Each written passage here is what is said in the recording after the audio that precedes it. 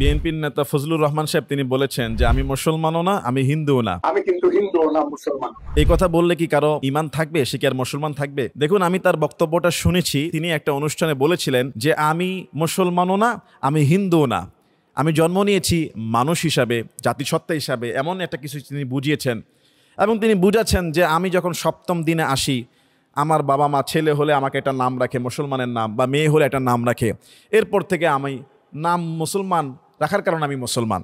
দেখেন, আসলে তিনি যে ইসলাম ধর্মের প্রতি আন্তরিক না, এটা তার বক্তব্যের মধ্যে ফুটে ওঠে। বরং তার বলার উচিত ছিল আমি একজন গর্বিত মুসলিম, আলহামদুলিল্লাহ। পিতামাতার কারণে হোক, রাষ্ট্রীয় সমাজের কারণে হোক, আল্লাহ তাআলা আমাকে মুসলিম বানিয়েছে। কিন্তু তার বক্তব্যের অ্যাঙ্গেল দেখলে বোঝা যায় যে তিনি মুসলমান হিসাবে নিজেকে গর্বিত না, আমি মুসলমানও না, হিন্দু না, মানুষ হিসাবে সেখানে ফোকাস করতে চাচ্ছে।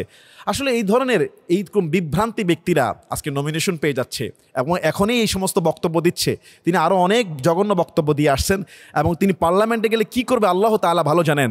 আমি জানি যে বিএনপির যে আদর্শ, শহীদ মরহুম প্রেসিডেন্ট জিয়াউর রহমান, উনার আদর্শের 1% আদর্শ যদি বিএনপির এই কর্মীদের মধ্যে থাকতো, তাহলে জীবনে কোনোদিন এমন বক্তব্য দিত না যে আমি মুসলমানও না, আমি হিন্দু না, পিতামাতার নাম রেখেছে তাই মুসলমান, মানে মনে প্রাণে কিছু না, এমন একটা ভাব বুঝাচ্ছেন।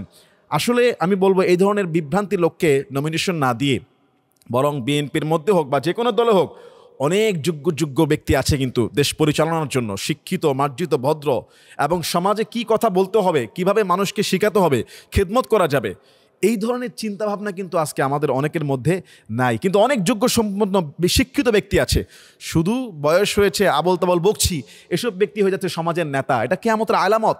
রাসূল সাল্লাল্লাহু আলাইহি সাল্লাম বলেছে কিয়ামতের আগে সবচেয়ে নিকৃষ্ট ব্যক্তি হয়ে যাবে সমাজের নেতা।